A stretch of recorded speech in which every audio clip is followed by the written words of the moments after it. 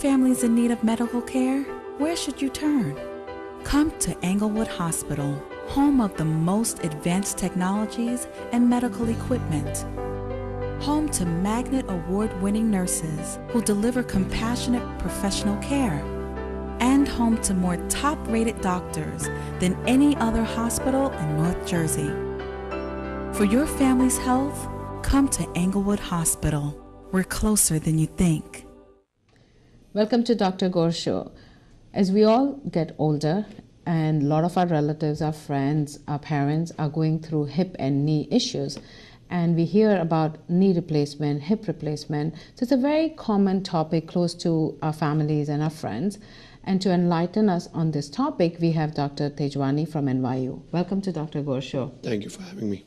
Dr. Tejwani started his career at University of Bombay, where he did his training in orthopedics.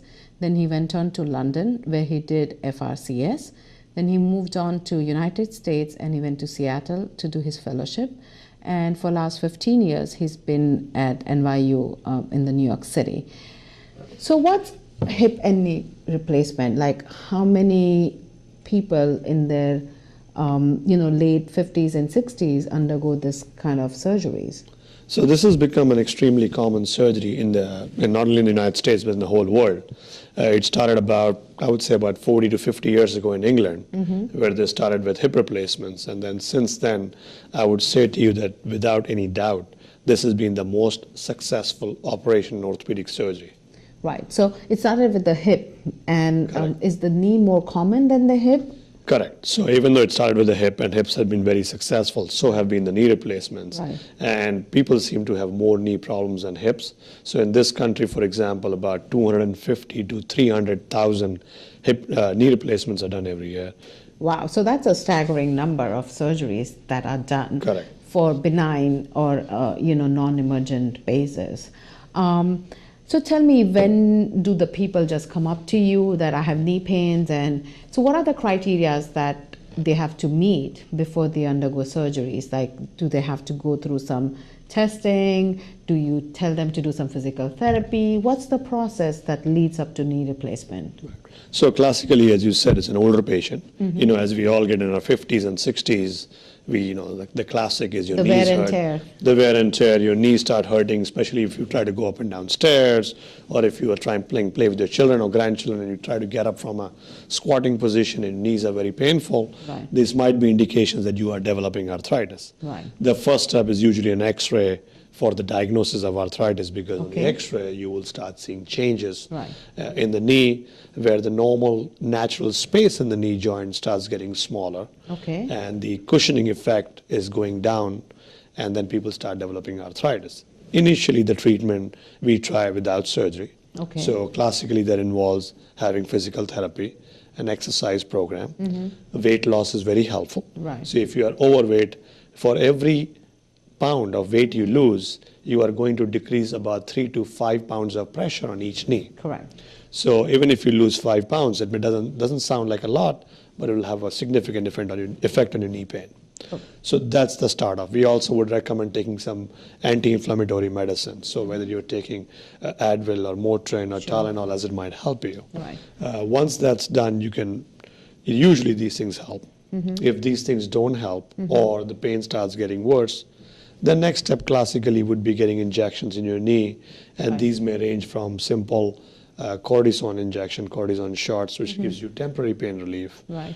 Or now we have these new fluids that we inject, lubricants that we inject in the knee, and that's usually a course of injections between 3 and 5. So those are like a temporary measures, correct? Like those fluid injections or even steroids to get down the inflammation, it's a very short-lived, right? They have to go back a few weeks to get it injected again. So this is sometimes when somebody can't do a major surgery or you want to try it out, how much is the pain relief? Those are the patients you will try this treatment first? That's correct. So if the patient's the arthritis is not bad enough to merit a knee replacement, or somebody who is hesitant about surgery and they would like to try these measures first. And you're right, they are temporary. And in some cases, it may last a few weeks or a few months. Right. So it's nice to know that you could start with some injections and therapy and see if improvement. maybe few people might feel some benefit and can postpone this for. Now, do they have to go, apart from the X-ray, do they have to do like a MRI or CAT scan of the knee before they undergo any replacement to see, the other structures around it? How does that work? So in the early stages of knee arthritis or knee pain, an MRI scan might be useful because it will be able to tell you if the pain is coming from just the arthritis, or you might have damage to the meniscus, which is the cartilage inside your knee, which may benefit from some minor surgery like arthroscopic surgery. But usually once the arthritis is advanced, it is very obvious on the x-rays, and an MRI is not necessarily very helpful. Okay. So once you've decided that this person is a candidate for a knee surgery or a knee replacement, are there different kinds, a partial or a total? Like how do you make a decision which one is right for which patient? Correct. So the commonest knee replacement done is a total knee replacement. That's what we have here? That's what we have here. So if I can show you these parts of the knee, what we have here is the thigh bone or the femur, and then here's the leg bone, which goes into your ankle. And right in between you can see there's two parts. I'm just going to stretch it out. And essentially the way it is you have a metal part on your femur or your thigh, and then you have a metal plate with a plastic in between the tibia or the lower part, and you can see the way it meets together, and then this is how your knee bends. And the idea is that you take away all the damaged or arthritic bone and replace it with this artificial knee joint. There's also a plastic cap, which is your kneecap, which can also be replaced. So this is your classic complete or a total knee replacement. Now you have the option, depending upon the kind of arthritis you have, of having a partial knee replacement, what is known as a unicondylar knee, which means, as the name implies, it's half. So if you look at the knee here, it's only half of it, and classically it's done on the inside of the knee, which is the most common part that gets arthritis. Because of the pressure. Because of the pressure and the posture of our leg. Now those are obviously, again, surgeries that work for a while and may be very well suited for patients who have arthritis only on part of their joint, and it might be helpful. Eventually that might need to be converted to a full knee replacement, but that could be done as well. So it's like more like a carpentry, right? You're taking out a part of the bone, you're cutting the part out, and then you putting this metal. Now, how complicated is this procedure? Is the patient bleed a lot? Like, how do you counsel a person undergoing this surgery? What are the risks of this surgery, the benefits, and what to expect? How do you counsel these people? So the way I explain this to patients is that once you have to be sure that your knee is bothering you enough that you want to undertake surgery. We consider this to be major surgery because the complications can be significant, though the benefits usually are better or outweigh the risk of complications. So, and that's because of the major blood vessels which are in that area that run through. Correct. We're concerned about damage to the tissues in the neighborhood. The muscles. The muscles. So one of the commonest complications would be stiffness of the knee after the surgery. So we have to get you aggressive physical therapy after the surgery. So a patient who undertakes this surgery has to be prepared to be pushing through the initial post-operative pain. And work through the pain, because it's going to be painful, but they really have to work the knees to be successful mobility-wise, correct? Absolutely, and that's really the success of the surgery, is taking away the pain and giving you mobility. And so if you do it in the initial parts with physical therapy, then it's a remarkably successful surgery. Post-operative, usually the patients in and out of the hospital usually within 3 days or 4 days, and they're able to go home and start therapy from home, and they're able to walk on this pretty much right after the operation once their pain is under control. Usually by, I would say, between 8 to 12 weeks, the initial recovery is complete, and after that, most patients are allowed to do almost all activities that they were able to do before the surgery or before their arthritis started. Wow. So we're going to take a quick break, and we'll be right back to talk about knee and hip replacement. Be right back. When your family's in need of medical care, where should you turn? Come to Englewood Hospital, home of the most advanced technologies and medical equipment. Home to Magnet Award-winning nurses who deliver compassionate professional care. And home to more top-rated doctors than any other hospital in North Jersey. For your family's health, come to Englewood Hospital. We're closer than you think. Welcome back to Dr. Gor Show. So today we've been talking about mainly knee and hip replacement, and to talk about this important topic, we have Dr. Tejwani, who practices in NYU. His information is on the screen, and you guys can go and visit him. So far we've talked about knee replacement, how patients come to you with pain, and a standard injection, physical therapy hasn't helped them as much, and they decided to undergo knee surgery. Hopefully the replacement went fine, and now they have to do physical therapy. And as we discussed, the physical therapy is to get the mobility going. That way you have the best outcome of the surgery. Now, most of the time patients would ask you, is it okay to go through the airport scanners? Is this something that requires to be announced when they are going through malls? So what's the answer to that question? So that's actually a very common question, as you say, because this will set off the metal detector. Right. So when you go through the airport security, my recommendation is to warn the TSA officers that you have a knee replacement. Do you give those people a card saying that they have this? So if the patient requests it, yes, we will give a card, though the TSA will probably still do an individual check. Sure. But absolutely, you should inform the TSA agent that you have a hip or a knee replacement, and that is expected to set the alarm off. Correct. And now they've gone through the therapy, what should they expect to do? Most Indians like to sit down, they like to cross their knees.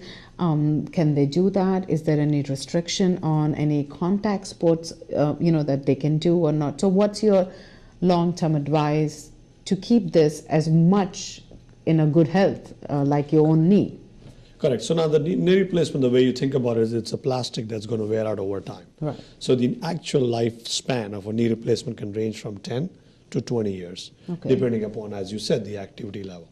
So the recommendation usually is that once you have a knee replacement, you should try and avoid impact exercises. So running would be a great example. Playing tennis would be another example. Usually we don't recommend doing these activities once you have a joint replacement. With hip replacements, some people are allowed to play doubles tennis, but not singles because it's just more aggressive and more active. There's more impact. With knee replacements, regarding your question you asked about squatting on the floor or bending your knee, there is really no restriction. In fact, in demand from the Indian population, they have now what are known as high flexion knees. Right. So normally with the knee replacement, people are able to bend their knees just so they can sit in a chair. Right. But with the Asian population wanting to bend their knee and sit on the ground, right, they have the high flexion knees that allow you to bend your knee a lot more. Wow.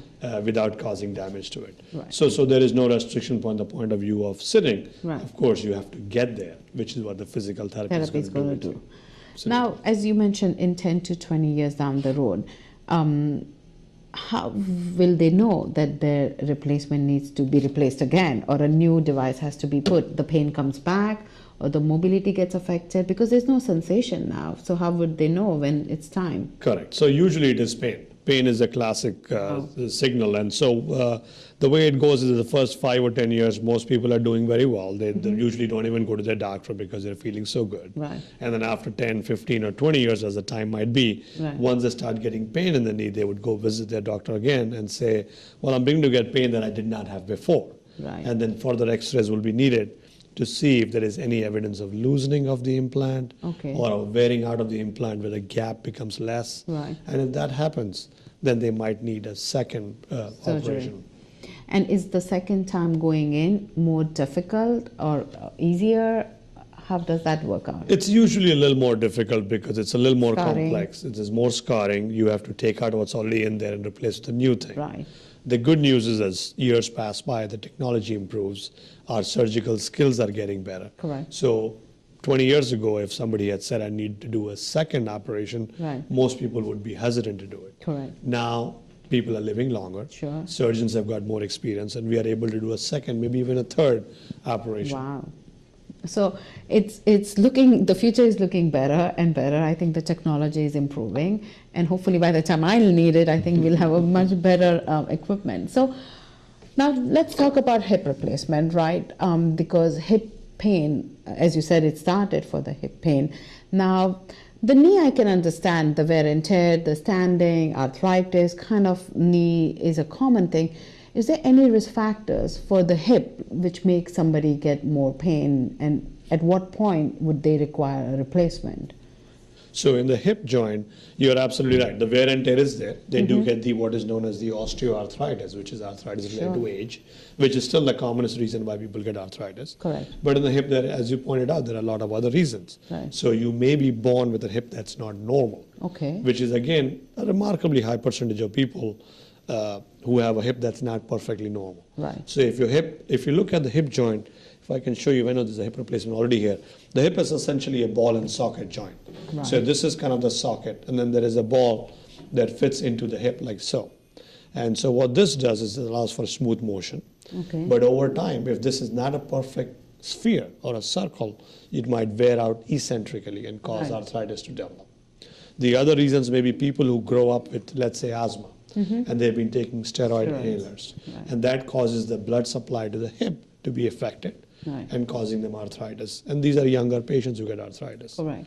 So there's a multiple factors that can cause the arthritis.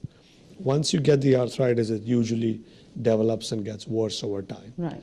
And the patients will classically come complaining of pain in their groin, Right. or it's very rarely on the side of the hip. It's classically in the groin. Okay. They may or may not develop a limp because they get pain. Right. The other thing that you will commonly hear is, well, the weather is getting cold or damp and I can feel it in my joints.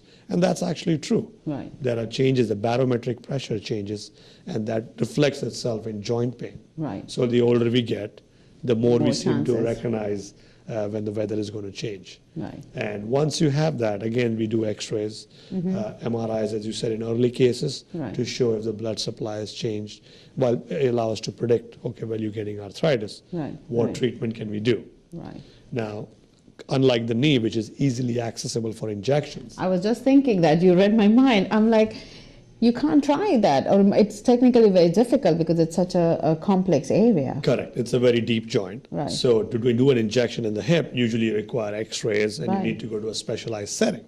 So while injections in the hip are done, they're extremely rare because Correct. it's much more difficult And it's not even permanent solution to the pain. So it's a very temporary relief with a higher risk, correct? Absolutely, absolutely. So the injections are not as favorable for hip compared to the knee because it's very accessible. So you found somebody, who is a candidate for, say, hip replacement. The question that comes in my mind as an OBGYN is osteoporosis and osteopenia. And they do have some, arthritis associated with that. Now that having the bone density issue, does that impact what kind of replacement you'll do? Because the bone is so fragile, even the replacement might not work.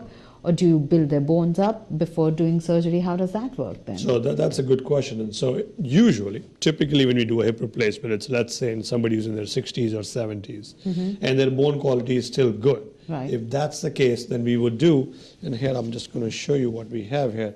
So what you would do is you would do a hip replacement using something like this. Okay. And if you look at this hip replacement, this is what's going to go in your hip. And if you look at this, this is kind of what it's going to sit like inside your bone.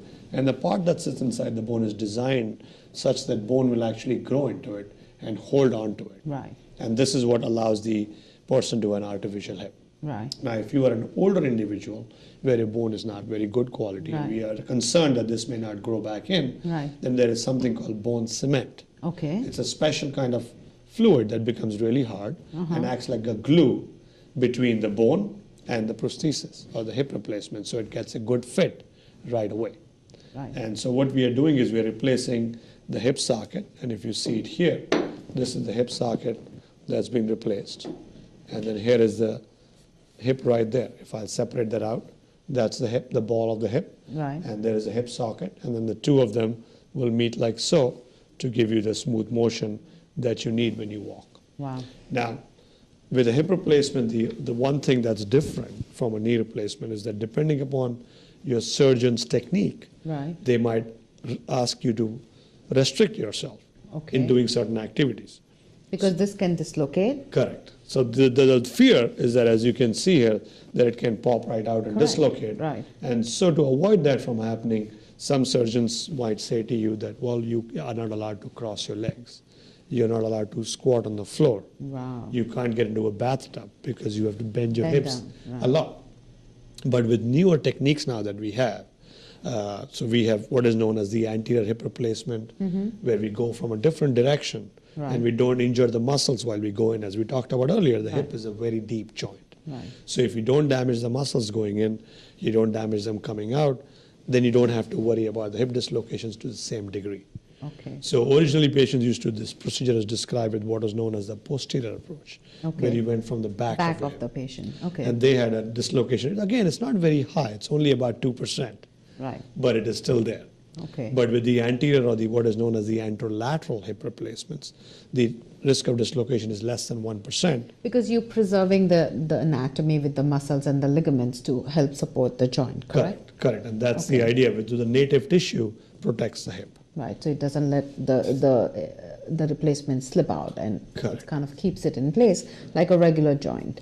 Correct. And then allows people to be able to be more active. So you can sit in any chairs you like. You can get, as we said, you don't have to worry about bending your hip or knee or crossing your legs. All that is usually allowed, as I normally do with my patients, pretty much right after surgery. Right.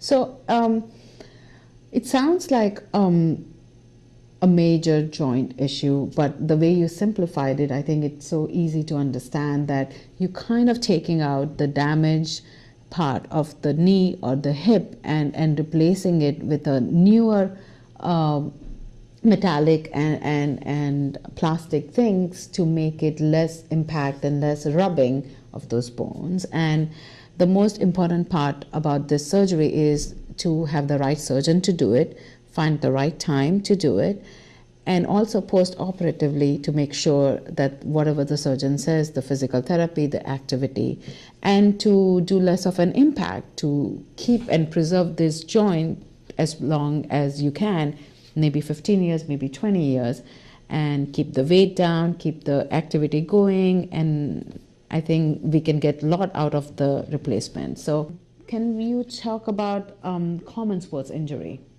So the commonest sports injury that we all have had is an ankle sprain. Right. So we're walking down the street, running, as you mentioned, with kids, or even as young adults, or as we all play sports. So the commonest injury is you turn your ankle, you roll your ankle over, and you feel this sharp pain on the outside of your ankle. Right. And what that is an ankle sprain. Now, there are types of ankle sprains. Essentially, what you're doing is you're injuring the ligament of your ankle, the ligament that lies on the outside, and it can be a minor sprain, which is what is a type 1 sprain.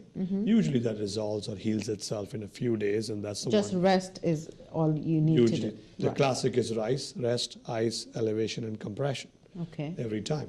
So if you do that, usually type 1 injuries will be better in a few days, and you're back to doing what you were doing. Right. Now, type 2 or type 3 injuries are more serious, Right. and they can range from incomplete to a complete tear of the ligament.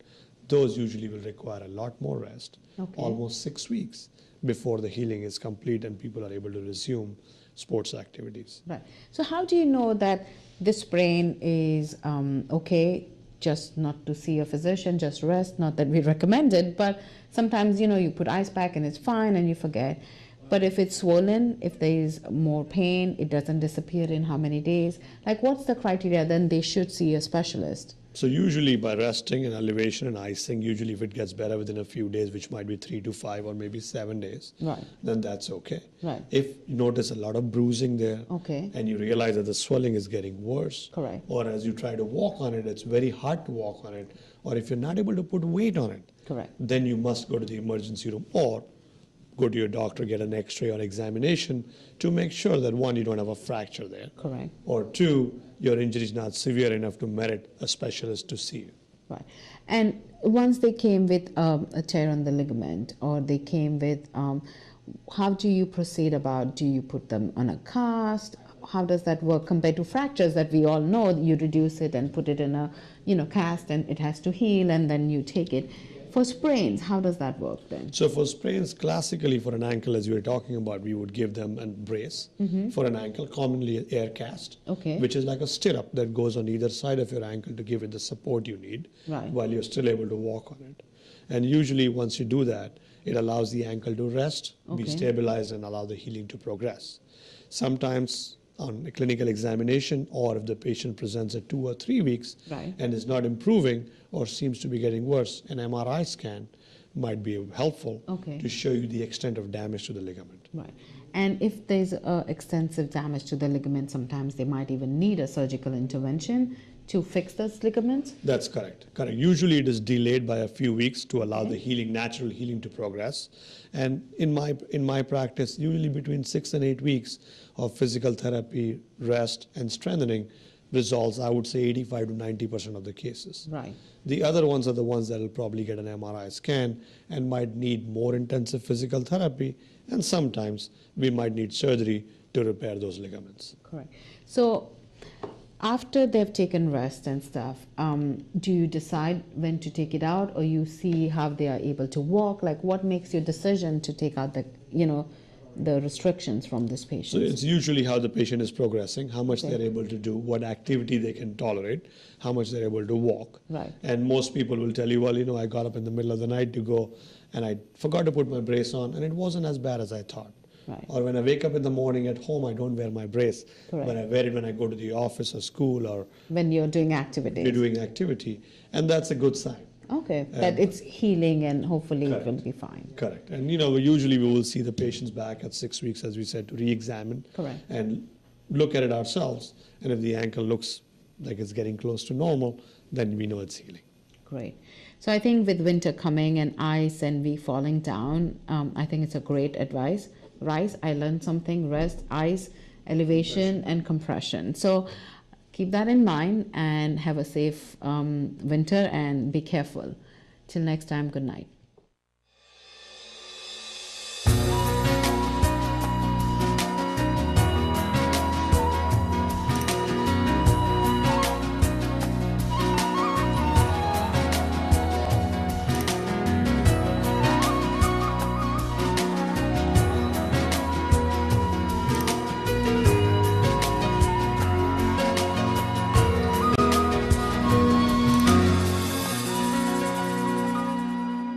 When your family's in need of medical care, where should you turn? Come to Englewood Hospital, home of the most advanced technologies and medical equipment. Home to Magnet Award-winning nurses who deliver compassionate professional care. And home to more top-rated doctors than any other hospital in North Jersey. For your family's health, come to Englewood Hospital. We're closer than you think.